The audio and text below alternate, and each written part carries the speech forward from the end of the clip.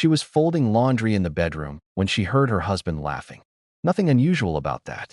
Michael laughed often, especially when he was on work calls with his team. But this laugh was different. Softer. Almost tender. The kind of laugh you save for someone you're trying to impress.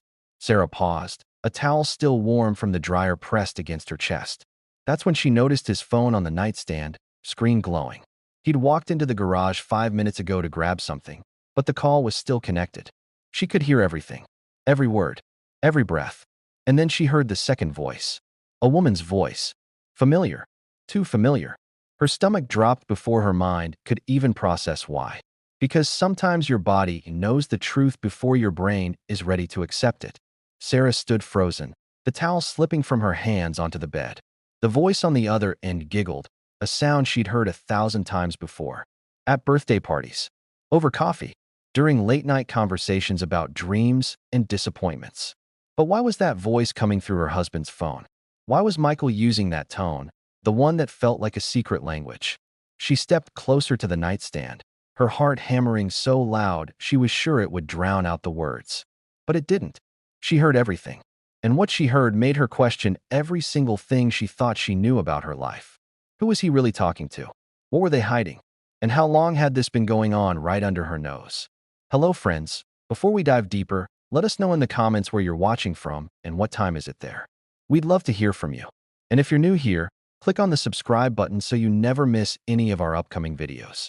Now let's get straight into the story. Sarah and Michael had been married for 11 years. They'd met in college, at a study group neither of them particularly wanted to attend. He'd made her laugh with a terrible joke about economics, and somehow that terrible joke had turned into coffee dates, then weekend trips, then a small wedding in her parents' backyard with string lights and homemade cake. The first few years were golden. Late-night talks about the future, spontaneous road trips, the kind of intimacy where you finish each other's sentences. But somewhere around year 7, things shifted. Not dramatically. Not in a way you'd point to and say, that's when it broke. It was quieter than that. Michael started working longer hours. Sarah threw herself into her job at the elementary school where she taught 3rd grade. They still had dinner together most nights, still asked about each other's days, but the questions felt automatic. Routine. She'd convinced herself that's just what marriage became. Comfortable. Predictable. She'd told herself that silence didn't mean something was wrong. It just meant they didn't need to fill every moment with words anymore. Looking back now, standing in that bedroom with her husband's phone glowing on the nightstand, she realized silence hadn't been peace. It had been a cover. A blanket thrown over something she'd been too afraid or too tired to look at. The voice on the phone belonged to Rebecca. Sarah had known Rebecca since they were 7 years old, sitting next to each other in Ms. Thompson's 2nd grade class, bonding over their shared hatred of math worksheets. They'd been inseparable growing up. Sleepovers every weekend. Matching friendship bracelets. Rebecca was the first person Sarah called when she got accepted to college. The first person she told when Michael proposed. Rebecca had been her maid of honor, standing beside her in a lavender dress, crying happy tears as Sarah said her vows. Over the years, Rebecca had been there for everything. Breakups before Michael. Job rejections. The miscarriage Sarah had 3 years into her marriage that she couldn't talk about with anyone else. Rebecca knew her better than almost anyone. She knew Sarah's insecurities, her fears, the way she overthought everything and hated confrontation. And Sarah had trusted her. Completely. Without question. Rebecca had even become close with Michael over the years. She'd come over for dinners, joined them on weekend hikes, sent funny memes to their group chat. Sarah had been glad her husband and best friend got along. It made life easier. Simpler. She'd never once thought to question it. Why would she? These were the 2 people she trusted most in the world. But now, standing 3 feet from that glowing phone screen, Sarah heard the truth. Rebecca's voice was playful, flirtatious even. She said something Sarah couldn't quite make out, and Michael responded with a low chuckle. Then Rebecca said, clear as day, she really has no idea, does she? Michael's laugh came through the speaker, sharp and cruel in a way Sarah had never heard before. No, she's too trusting. Honestly, it's almost too easy. Sarah's knees went weak. She gripped the edge of the bed to steady herself. Rebecca spoke again. I've been coming over to your house for years. We've texted right in front of her. She's never suspected a thing. Michael's voice dropped, almost affectionate. That's because she thinks the best of people. She always has. It's one of the things that makes her so. He paused, searching for the word. Naive. They both laughed. The sound was light, casual, like they were discussing a TV show, not destroying someone's entire world. Sarah felt like she was watching herself from outside her body. This couldn't be real. Not Michael. Not Rebecca. But their voices kept going, unaware that she was listening. Unaware that every word was cracking her open. Sarah didn't scream. She didn't throw the phone across the room. She didn't run into the garage and confront Michael. She just stood there, staring at the phone, her breath coming in short, shallow gasps. Her hands started trembling first, then her legs. She sat down on the edge of the bed because standing felt impossible. Her mind was racing, but also completely blank. How long had this been happening? Months? Years? She thought about every dinner Rebecca had joined them for, every text exchange in their group chat, every time Rebecca had hugged her and said, "You're the best friend I could ever ask for." Had it all been a lie? And Michael, her husband, the man she'd built a life with, the man who'd held her hand through her mother's funeral 2 years ago and whispered, "I'm never leaving you. I promise." He'd looked her in the eyes and promised. Sarah felt something crack inside her chest. Not her heart breaking. That would come later. This was something deeper. The foundation of her reality splitting apart. She realized she didn't even know who she was married to. The man she thought she knew wouldn't do this. But the man on that phone call absolutely would.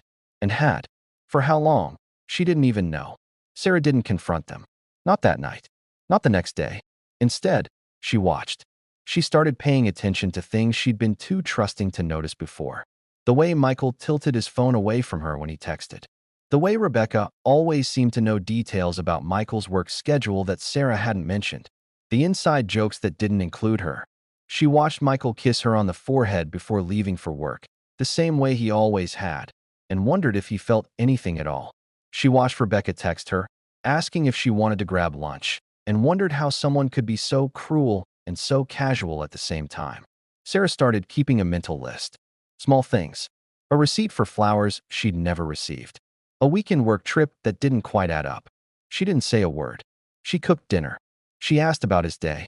She responded to Rebecca's texts with smiley faces and plans for coffee. And all the while, she was quietly gathering pieces of a puzzle she'd been too blind to see before. The hardest part wasn't the betrayal itself. It was pretending everything was fine while her entire world was collapsing inward. Every day, Sarah wrestled with the same question. Should she confront them? Part of her wanted to walk into the living room, throw the truth in Michael's face, and watch him scramble for an explanation. But another part of her, the part that had been called naive and trusting, was terrified. What if he denied it? What if he made her feel crazy for even suggesting it? What if Rebecca cried and said she misunderstood? Sarah had seen it happen to other women. Confrontations that turned into gaslighting. Apologies that were just more manipulation. She didn't want to be that woman, standing in her kitchen, begging for the truth while the two people she loved most made her feel like she was losing her mind. So she stayed silent.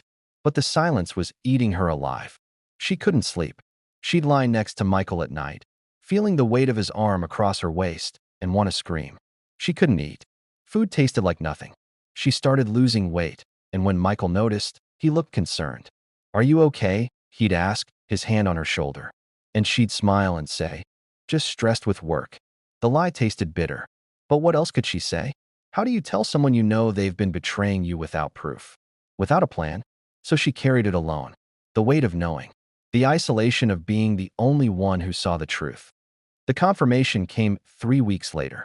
Sarah had gone to pick up groceries after work, but realized she'd forgotten her wallet at home. She turned the car around, pulled into the driveway, and walked into the house quietly, not wanting to startle Michael if he was on a work call. She heard voices coming from the kitchen. Low, intimate. She walked down the hallway and stopped just outside the doorway. Through the gap, she saw them. Michael and Rebecca, standing close. Too close. Rebecca's hand was on his chest, and he was looking at her the way he used to look at Sarah. That look that said, "You're the only person in the room." Rebecca leaned up and kissed him. Not a peck. A real kiss. The kind that meant this wasn't new. This was practiced. Familiar. Sarah's vision blurred. She stepped back, her hand covering her mouth to keep any sound from escaping. She turned and walked out of the house as quietly as she'd come in. got back in her car, drove to the grocery store parking lot, and sat there, staring at nothing. She didn't cry. Not yet. She just felt empty, like everything inside her had been scooped out and thrown away. This was real. It wasn't paranoia. It wasn't a misunderstanding. They were having an affair. And from the way they'd been laughing on that phone call weeks ago, they'd been doing it for a long time. That night, Sarah sat alone in her car for 2 hours before going back home. When she finally walked inside, Michael was on the couch watching TV. He looked up and smiled. "Hey, babe, where have you been?" She looked at him, really looked at him. And for the first time in weeks, she didn't feel afraid. She felt clear. She wasn't going to beg. She wasn't going to cry and ask why. She wasn't going to give him the chance to lie to her face one more time. She was done. "I was just thinking," she said calmly. "About what?" Michael asked, turning back to the TV. Sarah didn't answer. She went upstairs, opened her laptop, and started looking for divorce attorneys. She didn't need to confront him tonight. She didn't need a dramatic showdown. What she needed was a plan. A way out that didn't destroy her in the process. Over the next 2 weeks, Sarah moved in silence. She opened her own bank account. She made copies of financial documents. She reached out to a lawyer and started the process. Michael didn't notice. He was too busy texting Rebecca, too busy living his double life. And that was fine, because Sarah was building a new life, one where she didn't have to pretend anymore. When Sarah finally served Michael with divorce papers, he was stunned, genuinely shocked. What is this?" he stammered, holding the envelope like it might explode. "It's over," Sarah said simply. She didn't yell, didn't cry, just stated a fact. "Sarah, wait. Can we talk about this?" Michael's face had gone pale. She almost laughed. Now he wanted to talk. "There's nothing to talk about," she said. "I know about Rebecca." The color drained from his face completely. He opened his mouth, closed it, opened it again. It's not what you think." "I heard you," Sarah said quietly. "On the phone. Weeks ago. I've known for a while." Michael looked like he'd been hit. "Why didn't you say anything?" "Because I needed time," Sarah said. "Time to figure out what I wanted. And what I want is a divorce." Rebecca tried to reach out. Texted. Called. Even showed up at Sarah's new apartment one evening. Sarah didn't answer the door. Didn't respond to the messages. There was nothing Rebecca could say that would make any of this okay. Both of them had made their choices. Now Sarah was making hers.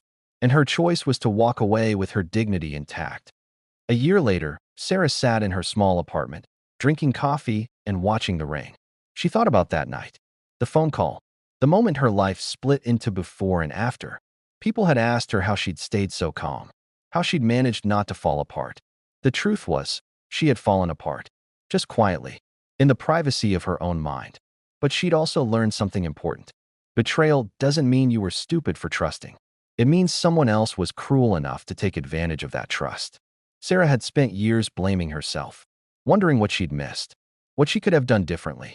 But eventually, she realized the problem was never her. It was them. Michael and Rebecca had made their choices. And those choices said everything about who they were, not who she was. Trust isn't weakness. Silence isn't always peace.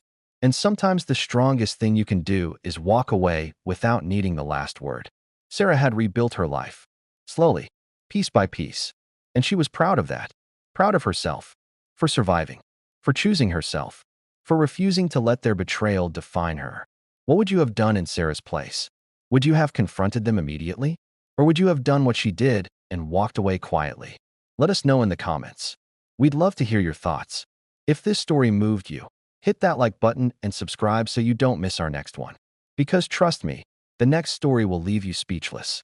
Thank you for watching.